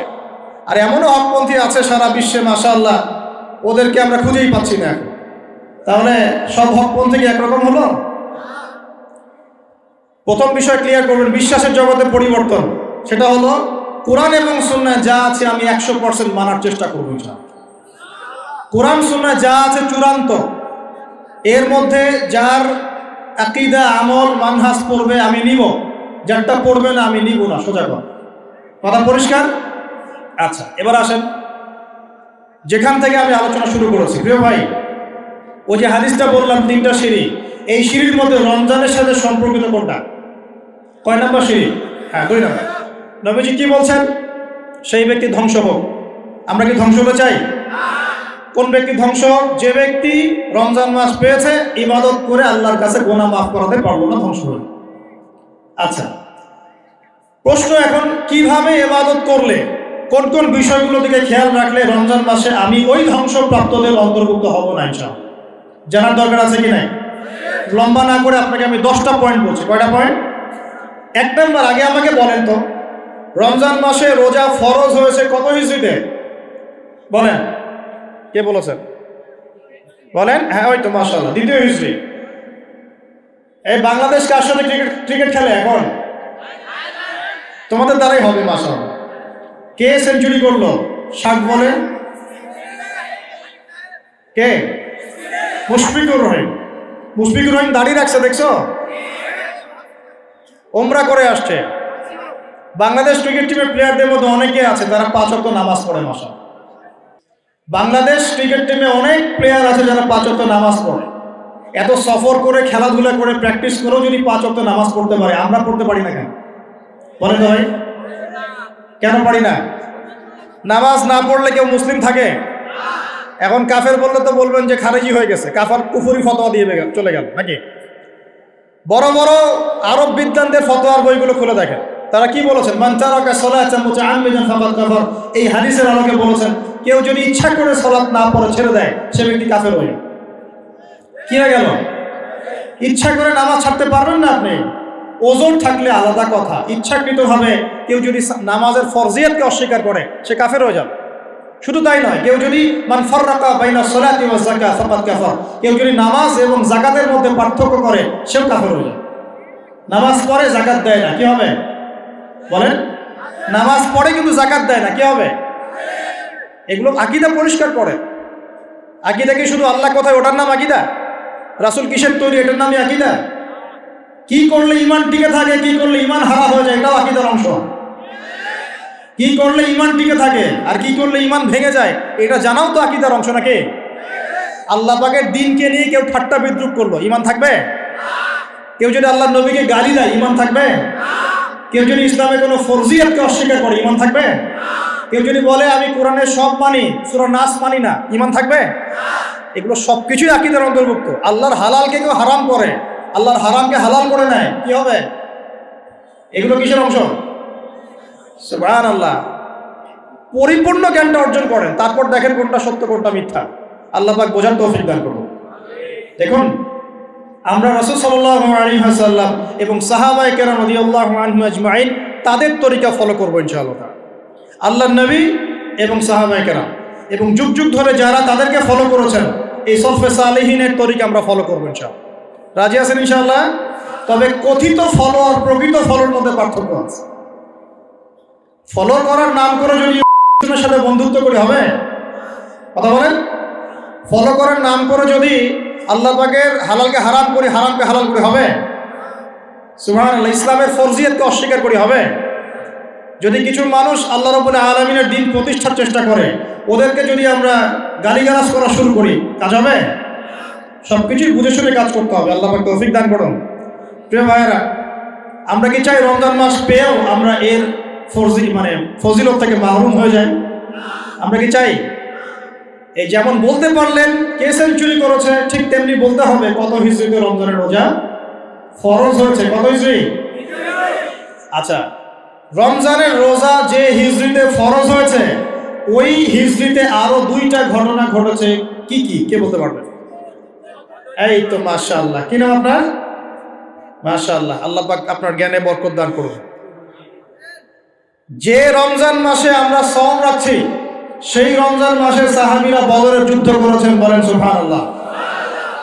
আরো আছে, যে রমজান মাসে আমরা সওম রাখবো, এই রমজান মাসে আল্লাহ পাক কিবলা পরিবর্তন করে দিয়েছেন, সুবহানাল্লাহ। কিবলা পরিবর্তন থেকে শুরু করি। কিবলা পরিবর্তন মানে কি? মদিনায় বসেছিল, বসে বসে অপেক্ষা করছিল কবে মুহাম্মদ সাল্লাল্লাহু আলাইহি সাল্লাম আসবে, তাকে নবী হিসেবে স্বীকার করব। যেই দেখলো যে মুহাম্মদ সাল্লাল্লাহু আলাইহি ওয়াসাল্লাম তো বনু ইসরাইল থেকে আসে নাই, আসছে কোথা থেকে? বনু ইসমাইল থেকে, মানে ইসমাইল আলাইহিস সালামের বংশ থেকে। এবং তিনি তো আমাদের নবী মুসাকেও মানেন, ঈসাকেও মানেন, সবই মানেন। আমরা তো বলি না, লা নুফাররিকু বাইনা আহাদিন মির রুসুলি, আমরা কোন রাসূলের মধ্যে পার্থক্য করি না। তারা চিনল, ইয়ারিফুনাহু কামা ইয়ারিফুনা আবনাহুম, তারা যেমন করে তাদের সন্তানদেরকে চিনে, ঠিক তেমনি তারা এটা জানে যে মুহাম্মদ শেষ নবী সাল্লাল্লাহু আলাইহি ওয়াসাল্লাম। তাদের ধর্মগ্রন্থে লেখা আছে শেষ নবীর নাম আহমদ। কি নাম? আমাদের নবীর আরেকটা নাম কি? তাহলে তারা নবীজিকে চিনেও কেন স্বীকার করলো না? হিংসা। হিংসা যে আমাদের বনু ইসমাইলের মধ্যে না এসে বনু ইসমাইলে কেন আসলো। ওই যে হাবিল কাবিলের হিংসা, মনে আছে? কাবিল কেন হাবিলকে হত্যা করলো? নিজের মায়ের পেটের ভাইকে। কিসের কারণে? হিংসা। এখনো আমাদের সমাজে এই হাবিল কাবিলের সুন্নত আছে কি নাই? এই একই লেবাস পোশাকে বহু কাবিল ঘুরে বেড়ায় আশপাশে, বেড়ায় না? আমাদের এমন অভিজ্ঞতা হয়েছে যে আলহামদুলিল্লাহ এমন লক্ষ লক্ষ মানুষ আছে যারা আমাদের জন্য জীবন দিতে পারে, আছে না? আবার এমনও বহু মানুষ আছে, আমরা মরলে মিলাদ পড়াবো। মরলে কি করবে? মিলাদ পড়াবে। তো কাবিল এখনো বহু আছে সমাজে। তবে দিন শেষে কে জয়ী হয়েছে, হাবিল না কাবিল? কাবিলের পরিণতি কি হবে আল্লাহ পাক তার রাসূলের মাধ্যমে জানিয়েছেন। নবীজি বলছেন, এই পৃথিবীতে যত মানুষ খুন হবে, সমস্ত খুনের পাপের একটা অংশ কাবিলের আমল নামে যোগ করা হবে, বলি না? মানে মনে করেন এই পৃথিবীতে যদি 100 কোটি মানুষ খুন হয়ে থাকে, এই পর্যন্ত হতে পারে, কিন্তু শুধু প্রথম বিশ্বযুদ্ধই তো কতজন হয়েছে? প্রায় 3.5-4 কোটি মানুষ। সেকেন্ড ওয়ার্ল্ড ওয়ারে প্রায় 7 থেকে 8 কোটি মানুষ বলা হয় অ্যাপ্রক্সিমেটলি। এতগুলো মানুষ দে ওয়ার কিল্ড, তাদেরকে মেরে ফেলা হয়েছে। ভিয়েতনাম যুদ্ধে এরকম 30,000-এর বেশি। চেঙ্গিস খানের নাম শুনেছেন কিনা? এই তো সারা বিশ্বে প্রায় মনে হয় 1 কোটি মানুষকে হত্যা করেছে। এরকম কত হিস্ট্রি পৃথিবীতে ঘটেছে। আর কাবিলের আমল নামায় সমস্ত খুনের একটা অংশ গিয়ে যোগ হচ্ছে। চিন্তা করেন কত বড় পাপ। আমরা কি কাবিল হব না হাবিল হব? আল্লাহ পাক আমাদের সবাইকে হাবিল হওয়ার তৌফিক দান করুন আর কাবিলদের থেকে হেফাজত করুন, আমিন। এখন আসেন যেখানে ছিলাম, প্রিয় ভাইরা, রমজান মাসে কিবলা পরিবর্তনের সাথে ঈদের সাথে সম্পর্ক আছে। আগে আমরা নামাজ পড়তাম বাইতুল মাকদিসের দিকে মুখ করে, বা বাইতুল মাকদাসের দিকে মুখ করে, আকসার দিকে। বেশ কয়েক মাস, মনে হয় 16-17 মাস আমরা নামাজ পড়েছি ওই দিকে মুখ করে। আল্লাহ পাক কেন তাহলে কিবলাটা পরিবর্তন করে দিলেন রমজান মাসে? তো আবার সংক্ষিপ্ত উত্তর হচ্ছে, এখানে শুধু বাহ্যিকভাবে কেবলা পরিবর্তন উদ্দেশ্য নয়। এখানে এই ঘটনার পর থেকে এই রমাদান মাসেই একটা নতুন জাতির উত্থান ঘটেছে বিশ্বের বুকে। তার নাম কি? মুসলিম জাতি। কোন জাতি? আমরা তাদের নবীকে স্বীকার করেছি, তাদের কেবলাকে মেনে নিয়েছি, নামাজ পড়েছি, কিন্তু ওরা আমাদেরকে সহ্য করে নাই, ওরা আমাদের নবীকে স্বীকার করে নাই, হিংসা করেছে, ষড়যন্ত্র করেছে। এক পর্যায়ে আল্লাহ রাব্বুল আলামিন এই জাতি থেকে আমাদের বিচ্ছিন্নতা ঘোষণা করলেন, কেবলা পরিবর্তন করে দিলেন, যাও তোমাদের কেবলা এখন এদিকে। তার মানে এটা হচ্ছে একটা নতুন জাতির উত্থান। তাহলে আমরা কি এই রমজান মাসে একটা নতুন জাতির উত্থান দেখতে পারবো ইনশাআল্লাহ? আমার কথা কি কঠিন মনে হচ্ছে? নতুন জাতির উত্থান মানে কি? প্রত্যেকের ভিতর থেকে আমরা তাসকিয়া অর্জন করবো ইনশাআল্লাহ, কোরআন সুন্নাহ মানার প্রত্যয় ব্যক্ত করব, রমজানের শিক্ষাগুলো সারা বছর ধরে রাখবো। একটা নতুন ইয়াং জেনারেশন এই বাংলার বুকে মাথা তুলে দাঁড়াবে ইনশাআল্লাহ। রাজি আছেন ইনশাআল্লাহ? আমি দাড়ি পাকা লোকদেরকে নিয়ে খুব বেশি আশা করছি না, দাড়ি কাঁচা ছেলেপেলেদেরকে নিয়ে বেশি আশা করছি। আমার আশা কি পূরণ হবে ইনশাআল্লাহ? আমাদের সমস্যাগুলো একটু বলি, তারপরে বুঝবে। প্রবলেমসগুলো হচ্ছে পরিপূর্ণ জ্ঞানের অভাব, এক, জ্ঞান অনুযায়ী আমলের ঘাটতি আছে। 3 নাম্বার, আমরা পার্সিয়াল ইসলাম ফলো করি, কিছু মানে কিছু মানতে চাই না। তারপরে ইকোনমিক সেকশনে হারামখোর হয়ে গেছে অনেকেই। তারপরে ধর্মতাত্ত্বিক ক্ষেত্রে আমরা দলে দলে বিভক্ত হয়ে গেছি। এখন দলে দলে মানে বিভক্তির শেষ নাই। মনে করেন একজন বলবে আমি কোনো বিভক্তিতে নাই, আমি চূড়ান্ত সঠিক, পরে দেখবেন ওর মধ্যেও 4টা দল। তো আমরা বিচ্ছিন্ন হয়ে গেছি, একজনের সাথে আরেকজনের ভালো সম্পর্ক নাই, এবং যোগ্য একটা ইউনাইটেড নেতৃত্বের ঘাটতি আছে। এই প্রবলেমসগুলো যখন আমাদের ওভারকাম করবেন আপনারা করবেন, আমরা তো খালি ধরিয়ে দিতে পারবো, আপনারাই করবেন, হ্যাঁ তোমরাই করবা ইনশাআল্লাহ, আল্লাহ পাক কবুল করে নেবে। যখন করতে পারবা ইনশাআল্লাহ দেখবা যে আল্লাহ রাব্বুল আলামিনের জমিনে দিন ইনশাআল্লাহ শুধু প্রচার হবে না, প্রতিষ্ঠাও হয়ে যাবে। দিন প্রতিষ্ঠা হোক, আপনারা চান না? কোন মুনাফিক চায় না দিন প্রতিষ্ঠা হোক? দেখি কোন মুনাফিক আছে আল্লাহর জমিনে যে চায় না যে আল্লাহর দিন প্রতিষ্ঠা হোক? প্রতিষ্ঠার প্রচার কি এক জিনিস? আমি আপনাকে এখন দাওয়াত দিয়ে গেলাম নামাজের, কিসের? কিন্তু আপনি যদি নামাজ না পড়েন আমি কিচ্ছু করতে পারবো? আমি আপনাকে যাকাত দেওয়ার আহ্বান জানিয়ে গেলাম, আপনি যাকাত দিচ্ছেন না, আমি কিছুই করতে পারবো? আমি বলে গেলাম ভাই জেনা করেন না, আপনি তারপরেও আল্লাহ না করে করলেন, আমি কিছুই করতে পারবো? কেউ পরকিয়া করেছে, আমি নিষেধ করে গেলাম পরকিয়া করেন না, আপনি দাওয়াত দিয়ে গেলাম, আপনি শুনলেন কি শুনলেন না, আমি কিন্তু কিছু করতে পারলাম। কিন্তু যদি উমর রাদিয়াল্লাহু আনহু থাকতেন এখন, যদি আপনি নামাজ না পড়তেন আপনাকে পিটিয়ে নামাজ পড়াতেন, যদি আপনি জেনা করতেন আপনাকে জনসম্মুখে 100 বেত্রাঘাত করা হতো, যদি ব্যভিচার করতো কি করতো? তাহলে বলেন আছে না নাই? এগুলা ইসলামে কি এগুলো আছে না নাই? আচ্ছা, এগুলো তো মানুষকে বোঝাতে হয় যে এগুলো ইসলামে আছে ভাই, এগুলো আছে। আমরা খালি এখন মানে ইখতিলাফি মাসআলাগুলোকে নিয়ে মাশাআল্লাহ খুব ব্যস্ত। এই যে মেজর জিনিস তো পড়ে আছে, এগুলো কোথায়? আল্লাহ পাক একটা হুদুদ প্রতিষ্ঠা হওয়া কত বছর জানি, 40 বছর মনে হয়, বৃষ্টিপাতের চেয়ে বেশি ফজিলতপূর্ণ। 40 দিন না 40 বছর, আমি ভুলে গেছি, আল্লাহ মাফ করুন। 40 দিন বা 40 মাস এরকম বৃষ্টি হবে, জমিন উর্বর হবে, এর চাইতে বেশি মানে ফজিলতপূর্ণ যে আল্লাহ পাকের একটা বিধান কায়েম হয়েছে। কথা বুঝতে পারছেন? ওলামায়ে কেরাম জানেন, আমি টাচ করে গেলাম, তারা আপনাদেরকে বলবেন ইনশাআল্লাহ। আমি দায়ী মানুষ, আমি আলেম নয়। আপনারা আলেমের যে সংজ্ঞা কঠিন করে দিয়েছেন, ওই সংজ্ঞাতে আমরা আলেম হিসেবে পড়ছি না। আমরা শুধু পয়েন্টসগুলো ফাইন্ড আউট করে আপনাদেরকে দাওয়াত দিতে পারি, এতটুকু। তবে ইনশাআল্লাহ এতে কিছু না হোক ইয়াং জেনারেশনের মধ্যে একটা পরিবর্তন আসছে আলহামদুলিল্লাহ। আমরা আশা করি ইয়াং জেনারেশন নিজের জ্ঞানে, নিজের যোগ্যতায়, আমলে এবং আকীদায়, রিজিকের হালালত্বে সব দিক থেকে নিজেদেরকে গুছিয়ে নিয়ে আল্লাহ পাকের জমিনে দিনটা প্রতিষ্ঠা করবে ইনশাআল্লাহ। শুধু একদিনের ওয়াজ করে হবে? এই যে হাত উঁচু করলেন, অনেকেই কোরআন তেলাওয়াত করতে জানেন না, এই কাজগুলো হবে ভাই? কোরআন তেলাওয়াত না শিখলে হবে? কোরআনের অর্থ না জানলে হবে? অনেকে তো মনেই করে না কোরআনের অর্থ জানার প্রয়োজন আছে, তাই না? অর্থ জানার প্রয়োজন নাই? অর্থ না জানলে আমরা কোরআনের মূল বিষয়টা বুঝতে পারবো? এই যে হাদিসগুলো পড়ছি, আমল করছি, হাদিসের অর্থ যদি বুঝতে না পারতেন কেমন করে আমল করতেন? আমল করতে পারতেন? আল্লাহ পাক আমাদের সবাইকে কোরআনওয়ালা বানিয়ে দিন, আমিন। কোরআনের অর্থ বোঝার তৌফিক দান করুন। রমজান মাসে প্রথম কি হয়েছে ভাই? কেবলা পরিবর্তন। দ্বিতীয় হয়েছে কোরআন নাজিল। কি নাজিল? ইন্না আনজালনাহু ফি লাইলাতিল কদর, আমি নাজিল করেছি কোরআনকে কোথায়? কদরের রাতে। ওয়া মা আদরাকা মা লাইলাতুল কদর, হে নবী আপনি কি জানেন লাইলাতুল কদর কি? লাইলাতুল কদরি খায়রুম মিন আলফি শাহর, হাজার মাসের চাইতে উত্তম। তানাজ্জালুল মালাইকাতু ওয়ার রূহু, এই রাতে নাজিল হন, অবতীর্ণ হন কারা? ফেরেশতারা এবং জিবরাইল আলাইহিস সালাম। বিইذনি রাব্বিহিম মিন কুল্লি আমর, মিন কুল্লি আমর মানে এখানে এক বছরের নতুন যে তাকদীর, এই তাকদীরটাকে নবায়ন করা হয় সবে বরাতে না, সবে কদরে। আর সালামুন হিয়া হাত্তা মাতলাইল ফজর, ফজর পর্যন্ত খালি শান্তি আর শান্তি। তার মানে কদরের রাতে কোরআন নাজিল হয়েছে। আর কদরের রাত কোন মাসে? রমাদান মাসে। কোন দশকে? শেষ দশকের কোন কোন রাত হতে পারে? মাশাআল্লাহ, 21, 27, 21, 23, 25, 27, 29, এর মধ্যে যে কোনো একটা। ওই যে বলে 27ই হবে, হতেই হবে। 21, 23, 25, 27, 29 যে কোনো এক রাতে হতে পারে।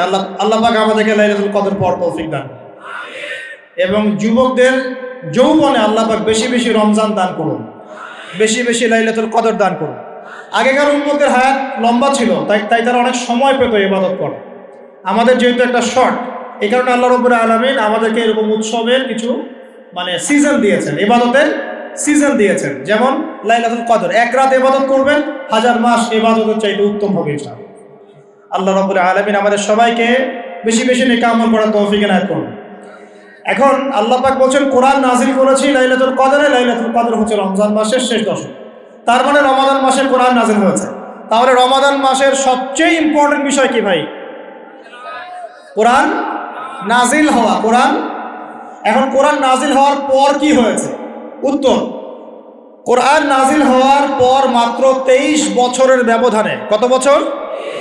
মাত্র 23 বছরের ব্যবধানে একটা আইয়ামে জাহেলিয়া মানে আবু জেহেলের সমাজ মুহাম্মদ সাল্লাল্লাহু আলাইহি ওয়াসাল্লামের সমাজে পরিণত হয়েছে বলে আল্লাহু আকবার। প্রিয় ভাই আমার দিকে খেয়াল করেন, রমজান মাসে কেবলা পরিবর্তন মানে নতুন জাতির উত্থান হবে তো ইনশাআল্লাহ। রমজান মাসে কোরআন নাজিল হওয়া, কোরআন নাজিলের মূল উদ্দেশ্য ছিল আবু জেহেলের সমাজটাকে পরিবর্তন করে মুহাম্মাদের সমাজে পরিণত করা সাল্লাল্লাহু আলাইহি ওয়াসাল্লাম। হয়েছে কি না? 23 বছরে হয়েছে না? আবু জেহেলের সমাজ মানে কি? যে সমাজে শিরকে ভর্তি ছিল, কি ছিল? এখন নাই? মুসলিম অমুসলিম উভয় সমাজে শিরক নাই? বহু মুসলিম কবর পূজা করে কিনা, মাজার পূজা করে কিনা, আছে না এগুলা? আপনাদের এলাকায় আছে কিনা আমি জানি না। আমি বহু জায়গায় ঘুরে আসি বাংলাদেশের, বাপরে বাপ। এবং কোন কোন জায়গায় তারা এত বেশি শক্তিশালী, বলতে গেলে কল্লাকাটি ফেলা হয়ে যাবে, মাথা খারাপ। যাক, আল্লাহ পাক আমাদের সবাইকে সর্বপ্রকার শিরক থেকে বাঁচিয়ে রাখুন, আমিন। কবরে শায়িত ব্যক্তি আমার কোনো কল্যাণ অকল্যাণ করতে পারবে? সে আমাকে সন্তান দিতে পারে? সে আমার লাভ ক্ষতির মালিক? সে গায়েবের খবর জানে? তাহলে পরকালে আমাকে ফুলসেল পার করে দিবে? পরকালের শাফায়াতের যে বিষয়গুলো আছে এগুলো কি? এগুলো হচ্ছে আল্লাহ পাকের অনুমতি ক্রমে তারা করবেন। আল্লাহ পাকের অনুমতি ক্রমে শহীদগণ সুপারিশ করবেন। কার অনুমতিতে? অনেক আলেম ওলামাও করবেন। হাফেজে কোরআন, এই যে হাফেজে কোরআন যাদেরকে পাগড়ি দেওয়া হলো, তোমরা আমার জন্য দোয়া করিও, তারাও কিন্তু সুপারিশ করবে। নবীগণ, নবী সাল্লাল্লাহু আলাইহি ওয়াসাল্লাম করবেন। এটা কি নিজের ইখতিয়ার না আল্লাহর অনুগ্রহ? কোনটা? এটা আল্লাহ পাকের অনুগ্রহ। সো আকীদা স্পষ্ট রাখবেন। এরপরে আসেন তো যেটা বলছিলাম প্রিয় ভাই, আবু জেহেলের যুগ মানে কি? শিরকে ভর্তি। আবু জেহেলের যুগ মানে সুদে ভর্তি সমাজ। আবু জেহেলের যুগ মানে হচ্ছে মাদকে ভর্তি সমাজ। আবু জেহেলের যুগ মানে মেয়েদের অবমাননা। আবু জেহেলের যুগ মানে গোত্রীয় হানাহানি। এগুলো ছিল আবু জেহেলের যুগ। এখন এই সমস্যাগুলো এই বিশ্বে আছে কি নাই? তাহলে এই বিশ্বের প্রেক্ষাপটেও কোরআন নাজিলের সেই মর্ম চলবে কি চলবে না? একই বিষয় না? আবু জেহেলের যুগে যা ছিল এই বিশ্বে আমরা তাই দেখছি। আবু জেহেলের যুগে লাইলাতুল কদরে কোরআন নাজিল হয়েছে রমজান মাসে। তার মানে এখনো সেই একই হক আদায় করতে হবে কোরআনকে কেন্দ্র করে, কথা ঠিক কিনা? তাহলে এখন প্রশ্ন হচ্ছে কিভাবে করব? কিভাবে আমরা এখনকার জাহেলিয়াতগুলো দূর করে মুহাম্মাদের সমাজ প্রতিষ্ঠা করব? এটা ইম্পর্টেন্ট কিনা? রমজানের সবচেয়ে ইম্পর্টেন্ট বিষয় হচ্ছে কোরআন নাজিল হওয়া। আর কোন কোরআন? যেই কোরআন শুধু তেলাওয়াত করা হয় নাই, যেই কোরআন দিয়ে সমাজ পরিবর্তন করা হয়েছে। আল্লাহ পাক বোঝার তৌফিক দান করুন। আমরা কি চাই কোরআন দিয়ে সমাজ পরিবর্তন হোক? চাই কি? 6টা কাজ করতে হবে, রাজি আছি? 6টা কাজ করতে হবে, রাজি আছি? যদি কাজ না করতে পারেন তাহলে অহেতুক খালি ঠিক বেঠিক বলে লাভ নাই। রাজি আছেন কি না? 1 নাম্বার, প্রত্যেককেই আল কোরআন তেলাওয়াত করা শিখতেই হবে। রাজি আছেন? এমন একজন সাহাবী আপনি দেখাতে পারবেন না যিনি কোরআন তেলাওয়াত করতে জানতেন না। একজন সাহাবী দেখান আমাকে, তিনি কোরআন তেলাওয়াত করতে পারতেন না। পারবেন? তার মানে শুধু কোরআনের আলো ঘরে ঘরে জ্বালো এই স্লোগান দিয়ে সমাজ পরিবর্তন হয় নাই। কোরআনের হক আদায় করেছেন বিধায় হয়েছে। আমরা কি রাজি আছি কোরআন তেলাওয়াত করা শিখবো ইনশাআল্লাহ? একজন ব্যক্তি বাকি থাকবেন না যিনি কোরআন তেলাওয়াত করতে পারেন না, এমন একজন ব্যক্তি বাকি থাকবেন না ইনশাআল্লাহ। রাজি আছেন? যার বয়স 70 হয়ে গেছে আপনিও কায়দা নিয়ে বসবেন ইনশাআল্লাহ। আপনার বয়স 80 হয়ে গেছে তাও কায়দা নিয়ে বসবেন ইনশাআল্লাহ। ওর পড়তে পড়তেই মৌত হয়ে যায় তাও সমস্যা নেই। রাজি আছেন? কোরআনের হক আদায় করতেই হবে, আদারওয়াইজ এভাবে সমাজ পরিবর্তন হবে না। আবেগ দিয়ে, স্লোগান দিয়ে, জনস্রোত দিয়ে কোনো কাজ নাই। জনস্রোত দিয়েও কোনো কাজ নাই। কাজের মানুষ দরকার। কি দরকার? কাজের মানুষ দরকার। আপনি পঙ্গপাল দিয়ে কি করবেন? অ্যাক্টিভ কাজের মানুষ দরকার। দরকার কি না? শিক্ষিত যোগ্য মানুষ দরকার। অতএব আগে কোরআন পড়া শেখেন। আল্লাহ পাক তৌফিক দান করুন। আমি দোয়া করি আল্লাহ পাক আমাকে এবং আপনাদের সবাইকে নিয়মিত কোরআন তেলাওয়াত করার তৌফিক দান করুন। 1 নাম্বার, কোরআনের সাথে কোরআন নিয়ে গবেষণা করতে চান, আগে কোরআন তেলাওয়াত বাড়াতে হবে। তেলাওয়াত বাড়াতে বাড়াতে বাড়াতে বাড়াতে যখন আপনি দেখবেন প্রতিটা আয়াত আপনার ঠোঁটের আগে চলে আসছে, তখন আপনি হিফজ করাটা সহজ হয়ে যাবে, তখন অর্থটা বোঝা সহজ হয়ে যাবে, অ্যারাবিক গ্রামার শেখা সহজ হয়ে যাবে এবং গবেষণা করাটাও সহজ হবে ইনশাআল্লাহ। আগে কোরআন পড়তে হবে। আল্লাহ পাক পড়ার তৌফিক দান করুন। প্রথম আয়াত নাযিল হয়েছে কি? ইকরা বিসমি রাব্বিকাল্লাযী। পড়াশোনাই তো করতে চায় না ইয়াং জেনারেশন, খালি ওয়াজ শুনতে চায়। অনলাইনে খালি বিচ্ছিন্ন ওয়াজ শুনে দিনের কনস্ট্রাকটিভ জ্ঞান অর্জন করা যাবে না। যদি আমি নিজের কথা বলছি, আমি যদি শুধু ওয়াজই শুনতাম বসে বসে, আজকে তোমাদের সামনে বসে আমি লেকচার দিতে পারতাম না। শুধু ওয়াজ শুনে কাজ হয় না। ওয়াজ একটা সাপ্লিমেন্টারি জিনিস। হ্যাঁ, ওয়াজ শুনবো, ইমান বাড়বে, আমি নতুন কিছু জানবো, দার্সে বসবো, ঠিক আছে, কিন্তু একটা সিলেবাস মেনটেন করে পড়াশোনা করতে হয়। সিলেবাস মেনটেন করে পড়াশোনা করতে হয়। যেখানেই পড়েন না কেন সিলেবাসে কোরআন থাকতে হবে, হাদিস থাকতে হবে, হাদিসের ইবারত পড়ার যোগ্যতা অর্জন করতে হবে, আরবি ভাষা এবং সাহিত্য থাকতে হবে, আকীদা থাকবে, ফিকহ থাকবে, আপনার সিরাত থাকবে, ইতিহাস থাকবে এবং এই সমকালীন প্রেক্ষাপট এগুলো তো থাকবেই। এরপরে আপনি বিষয়ভিত্তিক বড় বড় স্কলারদের বইগুলো পড়বেন। আজকে এই বই, কালকে ওই বই, আজকে এই চটি বই, কালকে ওই চটি বই, এভাবে মাথাটা আপনার বিক্ষিপ্ত হয়ে যাবে। আজকে অমুকের একটা লেকচার একটা অংশ, কালকে অমুকের লেকচারের ওই অংশ, এভাবে পুরো মাথাটা আপনার এলোমেলো হয়ে যাবে। ঢুকবেন, অমুক যা বললো তার বিরুদ্ধে, তমুক যা বললো তার বিরুদ্ধে, এই করতে করতে দেখবেন আপনি মূল ট্র্যাক থেকে সরে যাচ্ছে। এভাবে হবে না।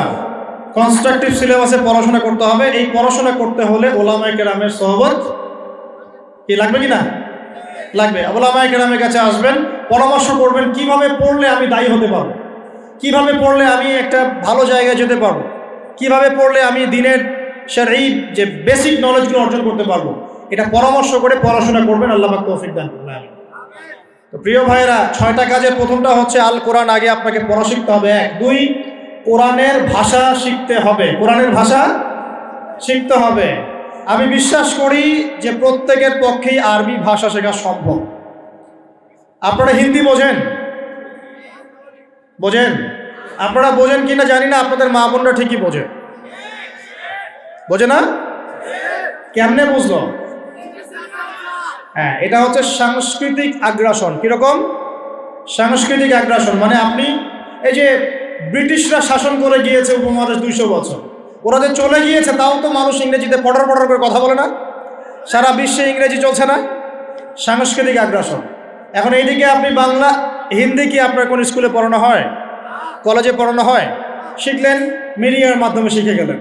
যদি আপনি আরবি ভাষাকে কেন্দ্র করেও এরকম একটা মেহনত করেন, আরবিও শিখবেন ইনশাআল্লাহ।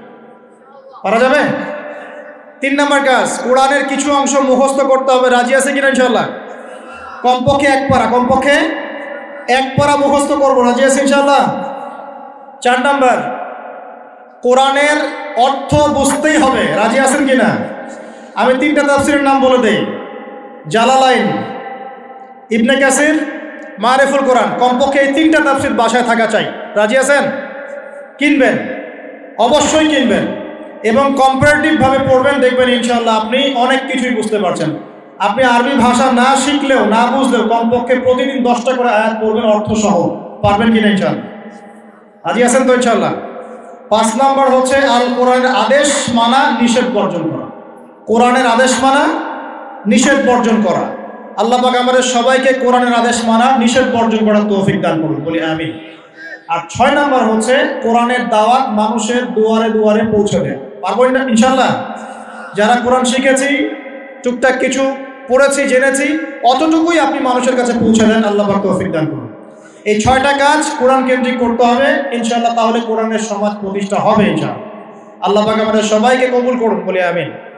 তাহলে রমাদান মাসে কিবলা পরিবর্তন হয়েছে, ওই শিক্ষা আমরা শিখেছি। কোরআন নাজিল হয়েছে, এই শিক্ষাও শিখলাম। আরেকটা কাজ হয়েছে রমজান মাসে, কি? ওই যে ভাই বললো কি হয়েছে? আচ্ছা, বদর যুদ্ধে একদিকে নবী সাল্লাল্লাহু আলাইহি ওয়াসাল্লাম এবং সাহাবীরা মাত্র 313 জন, আর রাহিকুল মাখতুম বইয়ে আছে 317 জন। যেটাই হোক না কেন অ্যাপ্রক্সিমেটলি ওইদিকে আছে তারা প্রায় 1500। ওইদিকের বাহিনীর নাম কি? আবু জাহেলের বাহিনীর নাম কি? কুরাইশ বাহিনী। কি বাহিনী? তারা শক্তিশালী ছিল না মুসলিমরা? ওরা শক্তিশালী ছিল। ওদের ঘোড়া বেশি, ওদের উট বেশি, ওদের অস্ত্র বেশি। আর মুসলিমদের মাত্র 2টা ঘোড়া। কয়টা ঘোড়া? 2টা ঘোড়া। 2টা ঘোড়া, অল্প কিছু উট, বাকিরা পায়ে হেঁটে যাচ্ছে, অস্ত্র শস্ত্র নাই। তাহলে এই যুদ্ধে কে জয়লাভ করেছে শেষমেশ? আল্লাহ পাক ফেরেশতা নামিয়ে সাহায্য করেন নাই? রমজানে বদরের যুদ্ধ হয়েছে, মুসলিমরা বিজয় লাভ করেছে, তাই তো?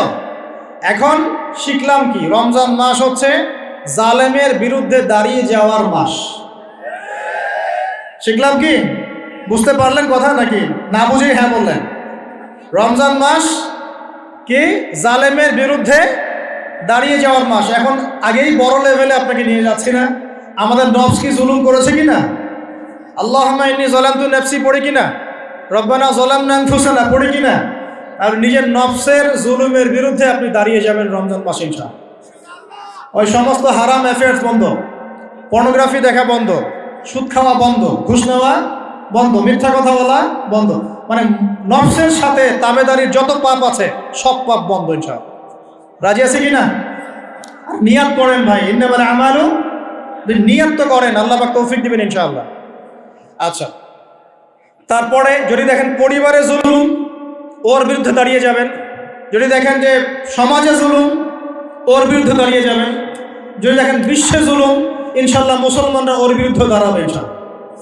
আজ হোক আর কাল হোক দাঁড়াবে। তা আমরা দোয়া করি রমজান মাসে আল্লাহ পাক যেন ওই জালেমদেরকে ধ্বংস করে না। এই রমজান মাসে আল্লাহ পাক যেন মাজলুম ভাইদেরকে প্রতিবাদ করার তৌফিক দান করেন ইনশাআল্লাহ তাআলা। সময় আস্তে আস্তে শেষের দিকেই যাবে এবং ইনশাআল্লাহ কিয়ামত হবে না যতদিন পর্যন্ত না এই বিশ্বে ইসলাম প্রতিষ্ঠা হচ্ছে, তার আগ পর্যন্ত ইনশাআল্লাহ কিয়ামত হবে না। এটা নিজের মানে খাতায় ডায়েরিতে লিখে নেন, এটাই হবে ইনশাআল্লাহ। এবার আসেন ইফেক্টিভ রমাদানের 10টা পয়েন্টের কয়েকটা আমি বলেছি, বাকিগুলো বলে শেষ করছি। 1, প্রিয় ভাই আমার দিকে তাকান। আমরা কি চাই রমজান মাস খেলায় নষ্ট করতে, নাকি রমজান মাসে গুনাহ মাফ করাতে? আমার সাথে বলেন, এই 10টা কাজ আমরা সবাই করব ইনশাআল্লাহ। রমজান মাসকে ইফেক্টিভ করতে এই 10টা কাজ করবো ইনশাআল্লাহ। রাজি আছেন? 1 নাম্বার হচ্ছে 5 ওয়াক্ত নামাজ। রাজি আছেন কিনা? 5 ওয়াক্ত নামাজ সাধ্যমতো চেষ্টা করব জামাতে পড়ার জন্য। ওই যে নামাজ নাই ইসলাম নাই, নামাজ যে পড়ে না ওর সাথে কোনো খাতির নাই। খাতির আছে? কোনো খাতির নাই। নামাজ অবশ্যই পড়তে হবে, মাস্ট বি। এরপরে নামাজের সাথে সাথে কমপক্ষে 12 রাকাত করে নফল। কত রাকাত? যে ব্যক্তি 12 রাকাত নফল বা সুন্নত দৈনিক পড়ে তার জন্য জান্নাতে একটা ঘর তৈরি করা হয়। 12 রাকাত কি কি কে বলতে পারবেন? প্রথমে ফজরের 2, জোহরের আগে 4, জোহরের পরে 2, কত হলো? 4, 2, 6, 2, 8। মাগরিবের পরে, এশার পরে, এই হলো 12। পড়বো তো ইনশাআল্লাহ। এইগুলো 1 নম্বর কাজ, নামাজ পড়া। 2 নম্বর ভাই, নামাজের সাথে সাথে তাহাজ্জুদ এবং তারাবি অবশ্যই পড়তে হবে। রাজি আছে কি না? আল্লাহর ওয়াস্তে গ্যাঞ্জাম করতে যায় না 20 না 8। এই গ্যাঞ্জামে আল্লাহর রাস্তায় যায় না। তারাবির নামাজ 5 ঘন্টা, কত রাকাত সেটা বড় কথা না। তারাবির নামাজ কত ঘন্টা? প্রায় 4-5 ঘন্টা। আর 5 ঘন্টায় 8 রাকাত পড়েন, 5 ঘন্টায় 20 রাকাত পড়েন। কি বুঝতে পারছেন কথা? নবী সাল্লাল্লাহু আলাইহি ওয়াসাল্লাম তারাবির নামাজ কত লম্বা পড়েছে? 1 ঘন্টা। কতক্ষণ পর্যন্ত? সাহাবীরা কি বলছেন? সাহাবীরা বলছেন যে আমরা তড়িঘড়ি করে সেহরি খেয়েছি। নামাজ এত লম্বা নবীজি পড়েছেন, শেষে তড়িঘড়ি করে সেহরি করতে হচ্ছে। তা নবী সাল্লাল্লাহু আলাইহি ওয়াসাল্লামের 2 রাকাত নামাজ কত লম্বা ছিল। আমরা এখন নামাজের রাকাত সংখ্যা নিয়ে যত বেশি ঝগড়া করি, কোয়ালিটি নিয়ে এত ঝগড়া করি। কোয়ালিটি ইম্পর্টেন্ট না? আমার নামাজটা কত সুন্দর হচ্ছে, কত লম্বা হচ্ছে, কত ধীর স্থির হচ্ছে, এই নামাজে আমি ধীর স্থিরভাবে কোরআন শুনবো, বুঝবো, চোখ দিয়ে পানি ঝরবে, এগুলো ইম্পর্টেন্ট না? মক্কা মদিনায় গিয়ে দেখেন, যারা এখন উমরা করতে গিয়েছেন অনেক, তারা সৌভাগ্যবান। তারাবির নামাজ নর্মাল এমনি যে কোনো নামাজেই, তারাবির নামাজ তো আরো বেশি। দাঁড়ালে আপনার চোখ দিয়ে পানি পড়তে বাধ্য। মধু তেলাওয়াত, লম্বা কেরাত। ফজরের নামাজ মিনিমাম 20 মিনিট। ফজরের নামাজ 15 থেকে 20 মিনিট। আর আমরা তো 3G 4G 5G মাশাআল্লাহ, কোনো কোনো মসজিদে 6G। মানে সূরা ফাতিহা শুরু হয়, ওই শেষে গেলে দলিন শেষ, মানে আর কিছু বুঝলাম না মাঝখানে কিছু। এগুলো কি নামাজ? আমরা তো নামাজ পড়তেই ভাই দুনিয়াতে আসছি, নাকি? দুনিয়াতে আসছি কেন? ওয়া খালাকুল জিন্না ওয়াল ইনসা ইল্লা লিয়াবুদুন। তো নামাজই তো পড়তে আসছি ভাই, এখন তাড়াহুড়ার কি আছে? ধীর স্থির ভাবে আপনি 8 রাকাত পড়তে চান, পড়েন, লম্বা করে পড়েন, ধীর স্থির ভাবে পড়েন। এক ভাই বলছেন আমি 20 পড়বো। আচ্ছা ভাই পড়ুন তো, ওকে 20 পড়তে দেন, লম্বা করে পড়তে বলেন, ধীর স্থির ভাবে পড়ো। আরেকজন পড়ছে 2 রাকাত, রাতের সালাত 2 করে, একটা হাদিস আছে না, রাতের সালাত 2 করে। এই বেচারা 2 করে পড়তেই আছে। তো লম্বা করে পড়লে কোনো সমস্যা আছে? উদ্দেশ্য কি? আল্লাহকে পাওয়া। আমি নামাজে আল্লাহকে পেলাম কিনা এটা বড় কথা। আল্লাহ রাব্বুল আলামিন আমাদের সবাইকে ধীর স্থিরভাবে কোরআনকে কেন্দ্র করে তারাবি তাহাজ্জুদ পড়ার তৌফিক দান করুন। এটা রমজান মাসের ইফেক্টিভ রমাদান আপনাকে কাজে দিবে। 2 নাম্বার 3, এটা বলে দিয়েছি, রমজান মাস হবে কোরআনময় মাস। এই মাসে কোরআনের 6টা হক আমরা আদায় করবো ইনশাআল্লাহ। মনে আছে তো ইনশাআল্লাহ?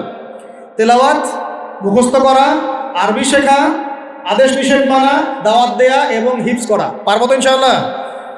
নিয়াত করেন জোরে জোরে। 4 নাম্বার, রমজানকে ইফেক্টিভলি ইউটিলাইজ করতে হলে প্রতিটা কাজ সুন্নত সম্মতভাবে করতে হবে। এভাবে আপনি রমজানটাকে ইফেক্টিভলি ইউটিলাইজ করতে পারেন। কীরকম একটু বোঝাচ্ছি। মনে করেন এমনি নর্মালি আমরা সব সুন্নতগুলো অনেক সময় খেয়াল রাখি না। খাচ্ছি, খাওয়ার সুন্নত, খাওয়ার মধ্যে কিন্তু প্রায় 10-এর বেশি সুন্নত আছে। ওযুর সুন্নত, কথা বলার সুন্নত, হাঁটার সুন্নত, কাপড় পরার সুন্নত, দোয়া কালামগুলো, ঘুমানোর সুন্নত, অনেক সময় আমরা কিন্তু এগুলো খেয়াল করি না। রমজান মাসে চেষ্টা করবেন প্রতিটা কাজ সুন্নাহ মাফিক বুঝে করার জন্য। আল্লাহ তৌফিক দান করুন। রমজানে ঘুমাবো, ঘুমানোর আগে বিছানাটা ঝেড়ে নেব, লাইটস অফ করব, আমরা দোয়া, এই যে সূরা ফালাক নাস ইখলাস এগুলো পড়বো, কাফেরুন সূরা পড়বো, আয়াতুল কুরসি পড়বো, সূরা বাকারার শেষের আয়াতগুলো পড়বো, পারলে সূরা মুলকটা পড়বো, ঠিক আছে? প্রয়োজনে ওযু করে আসবো, এসে আমরা ডান কাতা হয়ে শুয়ে আল্লাহুম্মা বিইসমিকা আমুতু আহয়া, এই যে শুরু করলাম। ঘুম থেকে ওঠা, ওযু করা, ওয়াশরুমে যাওয়া, খাওয়া দাওয়া করা, মসজিদে যাওয়া, নামাজ, জিকির, তাসবিহ, তাহলিল, ব্যবসা বাণিজ্য, এগুলো সব কিছু সুন্নত নাই? প্রতিটা কাজ সুন্নাহ মাফিক করার চেষ্টা করবো। আল্লাহ তৌফিক দান করুন। ফিকহুস সুন্নাহ এরকম কিছু বই পাওয়া যায়। ফিকহুস সুন্নাহ, কিতাবুস সুন্নাহ, এরকম অনেক বই আছে। আরবি থেকে বাংলা অনুবাদ হয়েছে, বাংলাদেশের ওলামায়ে কেরামও লিখেছেন। এরকম সুন্নাহ শেখার কিছু বই কিনে নেবেন। কিনে নিয়ে প্রতিটা কাজ কিভাবে করলে সুন্নত হয় পড়ে দেখবেন। পারবেন তো ইনশাআল্লাহ? আল্লাহ পাক তৌফিক এনায়েত করুন বলি আমিন। এটা কত বললাম? 3 নাম্বার। 4 হচ্ছে দান সাদাকা বেশি বেশি করা। রমজানে দান সাদাকা বেশি বেশি করা। আল্লাহ রাসূল সাল্লাল্লাহু আলাইহি ওয়াসাল্লাম রমজানে রহমতের বাতাসের চাইতেও বেশি বেশি দান করতেন। আমরা পারবো কিনা ইনশাআল্লাহ? দেখেন, আমি একটা কথা বলি, দান করার জন্যে সম্পদ লাগে না, দান করার জন্য কলিজা লাগে। কি লাগে? ব্যাস, যার মন বড় সে দান করতে পারবে ইনশাআল্লাহ। আল্লাহ পাক আমাদের সবাইকে দিনের জন্য দান করার তৌফিক দান করুন। দিনের জন্য দান করেন, স্থানীয় মসজিদ, মাদ্রাসায়, এতিমখানায়, অসহায় মানুষের পাশে, বিধবার ঘরে, এতিমের ঘরে, যারা খেতে পারছে না 3 বেলা, ওদের ঘরে ঘরে রমজানের বাজার পৌঁছে দেন। আল্লাহ পাক তৌফিক দান করুন, আমিন। 5 নাম্বার, রমাদান মাসে অবশ্যই আমাদের যাকাতগুলো আমরা দিয়ে দিব। রাজি আছি তো ইনশাআল্লাহ? বলেছি যাকাত এবং সালাতের মধ্যে যে পার্থক্য করে সে মুসলিম নয়। যাকাত ফরজ হয়েছে, অবশ্যই অবশ্যই আপনাকে যাকাত দিতে হবে। এটা কিন্তু নফল কিছু নয়, এটা কি ফরজ। যাকাতের নিসাব জানেন কি না? কত পার্সেন্ট? 2.5%। আচ্ছা, যাকাতের নিসাব নিয়ে ইনশাল্লাহ পরবর্তীতে লেকচার চলে আসবে, অনলাইনে দেখে নিন। এছাড়া ফিকহুস যাকাত কিছু প্রোগ্রাম আসবে, অনলাইনে দেখে নেবেন ইনশাআল্লাহ। আল্লাহ রাব্বুল আলামিন আমাদের সবাইকে যাকাতগুলো দেওয়ার তৌফিক দান করুন। শুধু যাকাত যদি আমরা ঠিকঠাক মতো দিতাম, একজন মানুষও সমাজে না খেয়ে মারা যেত। একজন মানুষও সমাজে এই যে ইকোনমিক সমস্যাগুলো যেগুলো হয়, অর্থনৈতিক সমস্যা, স্যাংশন, মুদ্রাস্ফীতি, হাবিজাবি, অনেক প্রবলেমস ওভারকাম করা যেত শুধু যাকাতের মধ্য দিয়েই। কিন্তু কে শোনে কার কথা? সবাই কি যাকাত দেয়? বাংলাদেশে এমনও মানুষ আছে যারা একজনের যাকাত দিয়ে 100 পরিবারের সংসার চলবে। আছে না এমন লোক? আমরা যাকাতগুলো দেওয়ার চেষ্টা করি, আল্লাহ পাক তৌফিক দান করুন। 7 নম্বরটা বলে দিয়েছি, রমজান হচ্ছে একটা নতুন জাতির উত্থান। অতএব রমজানে আমরা সমস্ত পাপ ছেড়ে দিয়ে একটা আলোকিত জাতি হিসেবে আত্মপ্রকাশ করবো ইনশাআল্লাহ। আল্লাহ পাক তৌফিক দান করুন। 8 নম্বরও বলে দিয়েছে, রমজান হচ্ছে জুলুমের বিরুদ্ধে দাঁড়িয়ে যাওয়ার চেতনা। রমজান কি? ওই যে বদরের যুদ্ধ, জুলুমের বিরুদ্ধে দাঁড়িয়ে যাওয়ার চেতনা হলো রমাদান। তাই সর্বস্তরের জুলুমকে আমরা রমজান মাসে রুখে দেওয়ার চেষ্টা করবো ইনশাআল্লাহ। আল্লাহ পাক তৌফিক দান করুন। শুরুটা হবে কোত্থেকে? নিজের থেকে। আমার নিজের মধ্যে কি কি জুলুম আছে আমি আগে দেখব, আমি কার কার উপর জুলুম করেছি এটা আগে দেখব, এগুলো আগে প্রতিহত করব, তারপরে আমি ইনশাআল্লাহ তাআলা পরবর্তী দিকে ফোকাস করব। 9 নম্বর খুব ইম্পর্টেন্ট। 9 নম্বর আর 10 নম্বরটা বেশি ইম্পর্টেন্ট। 9 নম্বর হচ্ছে রোজা রাখা মানে আমরা অনেকেই মনে করি যে না খেয়ে থাকা আর কি পানি ছেড়ে দেওয়া। অনেকেই মনে করি এটা রোজা মানে আমাকে না খেয়ে থাকতে হবে আর পানি ছেড়ে দেওয়া লাগে, স্ত্রী সহবাস ছেড়ে দেওয়া লাগে। কিন্তু এর চেয়ে বেশি ইম্পর্টেন্ট একটা বিষয় আমরা ভুলে যাই, সেটা হলো রমজান মাসে রোজা রাখার অর্থ হচ্ছে আল্লাহ পাকের সমস্ত কবিরা সগীরা গুনাহ ছেড়ে দেওয়া। রোজা রেখেছি, গীবত করলাম, রোজা হবে কিনা? রোজা রেখেছি, মিথ্যা কথা বলছি, হবে রোজা? রোজা রেখে ওই ভদ্রলোক সুদ খাচ্ছে, রোজা হবে? রোজা রেখে অমুক ভাই আমার টেবিলের নিচ থেকে টাকা নিল, রোজা হবে? অমুক ভাই মানুষের সম্পদ আত্মসাৎ করে ফেললো, হবে? অমুক বোন বেপরদায় বাইরে বের হয়ে গেল, রোজা হবে? অমুক ভাই মনে করেন ওই যে গার্লফ্রেন্ডের সাথে চলে গেল ডেট করতে, রোজা হবে কিনা? অনেকে পর্নোগ্রাফি দেখছে রোজা রেখে, রোজা হবে কিনা? এই যে কবিরা গুনাহ যেগুলো আছে, যত রকম কবিরা গুনাহ, এই গুনাহগুলোতে লিপ্ত থাকলে রোজা ভেঙে যায়। আল্লাহ পাক আমাদের সবাইকে কবিরা গুনাহ মুক্ত রোজা রাখার তৌফিক দান করুন। আর 10 নম্বর পয়েন্টটা হচ্ছে এই ভাই, রমজান মাস আসলে মাশাআল্লাহ শিকল দিয়ে শয়তানকে বেঁধে রাখা হয়। রমজান মাস আসলে মাশাআল্লাহ আমরা অনেকেই পাক্কা মুসল্লি হয়ে যাই, দান সদকা করি, যাকাত দেই, তারাবি পড়ি, তাহাজ্জুদ পড়ি, অনেক কিছুই করি। কিন্তু ঈদের দিন আসলেই মাশাআল্লাহ আমরা আবার আগের জায়গায় ফিরে যাই। ঈদের দিন শয়তান যে ছাড়া পেয়েছে এটা বোঝার জন্য রাস্তাঘাটে বের হলেই হয় নাকি? মেয়েদের চলাফেরা দেখলে বোঝা যায়, আরও যে হোটেলে হোটেলে গান বাজে এগুলো দেখলে বোঝা যায় শয়তান ছাড়া পেয়েছে, আজকে বুঝলাম। তো এখানে সবচেয়ে বড় শিক্ষাটা হলো রমজান মাসের এই যে শিক্ষাগুলো, ত্যাগের মহিমা, জুলুমের বিরুদ্ধে দাঁড়িয়ে যাওয়া, কোরআনের হক আদায় করা, জাতির উত্থান, বড় বড় অনেক কথা বললাম। এই শিক্ষাগুলোকে সারা বছর ধরে রাখাটাই হলো রমাদানের সবচেয়ে বড় চ্যালেঞ্জ। আমরা পারবো কিনা ইনশাআল্লাহ? আমরা রমাদানের এই 10টা হক আদায় করতে পারবো কিনা ইনশাআল্লাহ? কোরআনের হক আদায় করতে পারবো কিনা ইনশাআল্লাহ? আল্লাহ রাব্বুল আলামিন আমাদের সবাইকে আসন্ন রমজানে সুস্থতার সাথে সমস্ত সওম রাখার তৌফিক দান করুন এবং রমজান মাসে বেশি বেশি তেলাওয়াত করার তৌফিক দান করুন, অর্থ বুঝে পড়ার তৌফিক দান করুন, বেশি বেশি দান সদকা করার তৌফিক দান করুন, বেশি বেশি ওই যে গরিব দুঃখী মানুষের পাশে দাঁড়ানোর তৌফিক দান করুন, বেশি বেশি যাকাতগুলো দিয়ে দেওয়ার তৌফিক দান করুন, বেশি বেশি আল্লাহর জিকির করার তৌফিক দান করুন, বেশি বেশি আল্লাহ পাক আমাদেরকে নফল নামাজগুলো পড়ার তৌফিক দান করুন, কোরআন কেন্দ্রিক সময় কাটানোর তৌফিক দান করুন, রাসূলের সুন্নতের উপর আমল করার তৌফিক দান করুন এবং একটা নতুন আলোকিত প্রজন্ম এবং জাতি হিসেবে এই রমজানে আল্লাহ রাব্বুল আলামিন আমাদের যুব সমাজকে আত্মপ্রকাশ করার তৌফিক দান করুন। সর্বোপরি রমাদানের এই শিক্ষাগুলোকে সারা বছর ধরে রাখার তৌফিক আল্লাহ পাক আমাদের সবাইকে দান করুন, আমিন। আমি এই বলে আমার আজকের সংক্ষিপ্ত আলোচনা শেষ করছি। আকুলু কওলি হাযা আস্তাগফিরুল্লাহ লি ওয়া লাকুম ওয়া লিসাইরিল মুসলিমিন। বারাকাল্লাহু লানা ওয়া লাকুম বিল আয়াতিল হাকীম ইন্নাহু তাআলা জাওয়াদুন কারীমুন বাররাউফুর রহিম সুবহানাকা আল্লাহুম্মা ওয়া বিহামদিকা আশহাদু আন লা ইলাহা ইল্লা আনতা আস্তাগফিরুকা ওয়া আতুবু ইলাইক। আসসালামু আলাইকুম ওয়া রাহমাতুল্লাহি ওয়া বারাকাতুহু।